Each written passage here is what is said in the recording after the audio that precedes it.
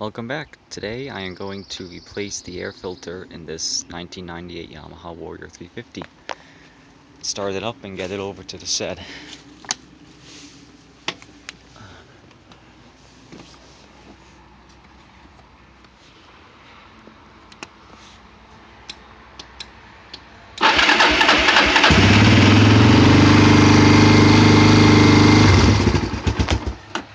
Oops. Got a logging truck coming down the road.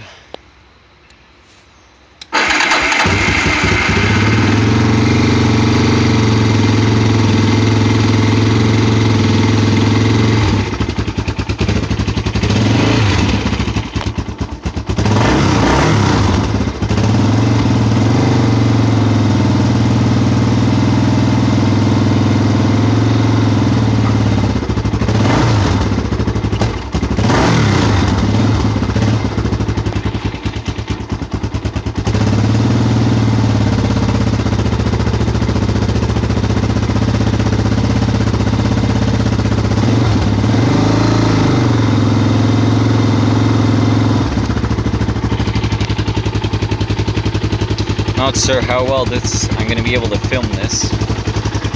Maybe I can kind of cradle it somewhere up here in the handlebar.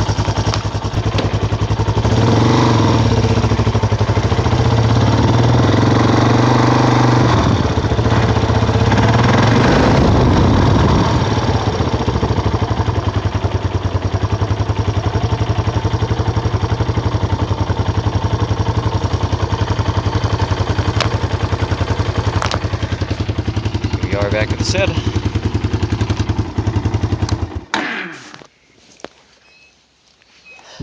This is a pretty simple process. First step is to remove the seat.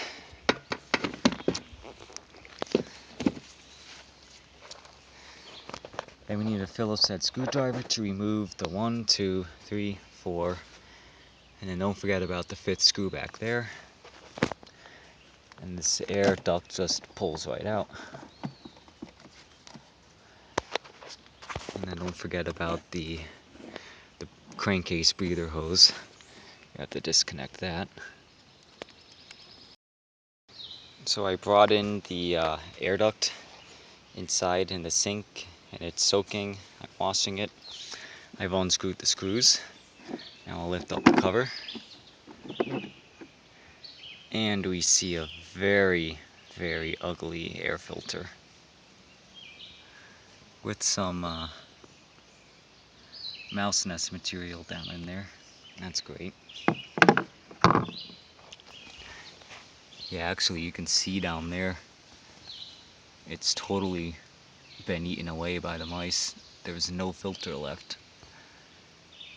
So it's a good thing that I'm getting this done. So to remove the filter, just have to lift it up and out. And unfortunately there's no sealing material left here on this.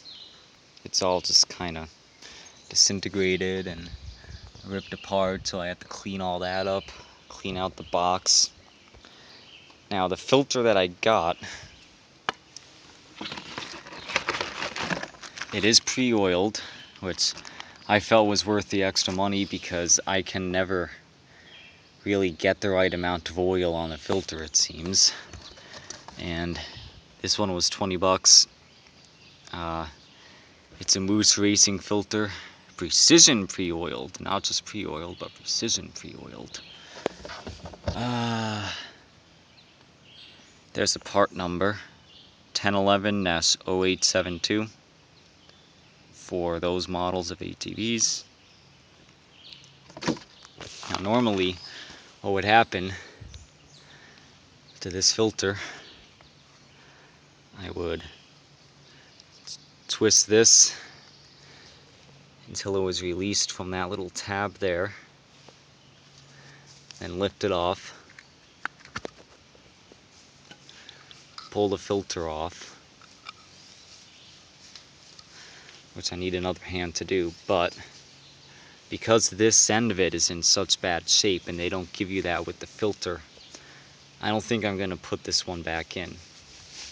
So I guess I will have to figure out an alternative for that. Or else I'll have to replace this whole assembly there. So I've been doing a little bit of researching on these air filters, and Yamaha calls this an air filter guide. And at the moment, the new one on eBay runs for about $46. And I don't think that's worth it. So to solve this problem, I'm just going to scrape all of that foam off on this end and inside the airbox. And I'm just going to put a bead of grease all around to seal and keep the unfiltered air out, and call that good enough. And I wasn't very happy about this rusting. The mice probably have been peeing on it. So what I think I might do is spray some PB Blaster or something on it, scrub it with a toothbrush, and maybe that'll, and then finish it off just spraying it with some parts cleaner. And hopefully that'll remove some of the rust and keep it from getting much worse than it is. And additionally, I've decided, rather than haul all that stuff out of there, I'm just going to remove the entire air filter box. And that's done with just 1, 2, and 3 10mm fasteners. I'm going to take that out, dump all that out, clean it along with the cover and the intake duct, and put everything back in clean. I've already loosened the hose clamp that is located behind the rear brake reservoir. I don't know if you can see it. Yep, there it is. I loosened that. So after I loosen these bolts, hopefully it'll come right out. Now I have the box and the ducts all nice and cleaned out. They're not perfect, but good enough for government work, I guess. The box came out pretty nice. I managed to scrape it up quite a bit with the flathead screwdriver I was using to get the mouse stuff off of it, but that's alright. Definitely a lot better than it was. So I will get the ductwork and the box reinstalled, and I'm going to have to clean off the lid because I forgot about that. And then I'll work on cleaning off that air filter guide. Okay, so it's the next day, and I have gotten all the parts clean.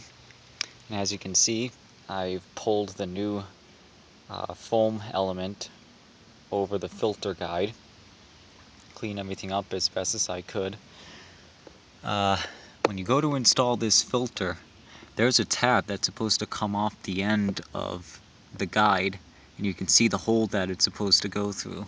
That just broke off, but it doesn't look like this is really gonna pop completely off, and it's not like the filter is gonna pull off.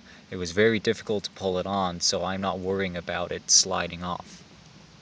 And I think I mentioned earlier that the foam, I guess you would call it a gasket here, kind of sealer, that actually disintegrated and wore its way off as I was removing the unit and cleaning it. So I just took some, I believe this is 3/16 inch window and door insulation with a single side sticky, and I put 2 layers of that around to put a thin layer of grease to seal it up better and to lubricate it, so that when I was sliding it down, it didn't just push itself right off at the filter. And I feel good enough about that, and I can mention it, I can show it to whoever buys it, because I don't want to keep any secrets, but it's, personally I would call it good enough. But maybe at some point I would invest the $46 or whatever it was in a new filter guide. But for now, what I have to do is screw the cover back on, and reattach the upper, I don't know what to call this, air hose I guess, and this job will be done. So it's 10 o'clock at night. I was just inside editing this video, and I realized that I forgot a little important piece of advice that I wanted to include, but I forgot to mention earlier. What I discovered after a lot of wrestling with the thing was I flipped over that hose clamp so that the screw is on top. You can see it up there. Before it was down here by the carb, and you can see there's a little piece of the carb coming into close proximity to the clamp itself. And when the screw was down there, that prevented the hose from sliding all the way onto the carburetor.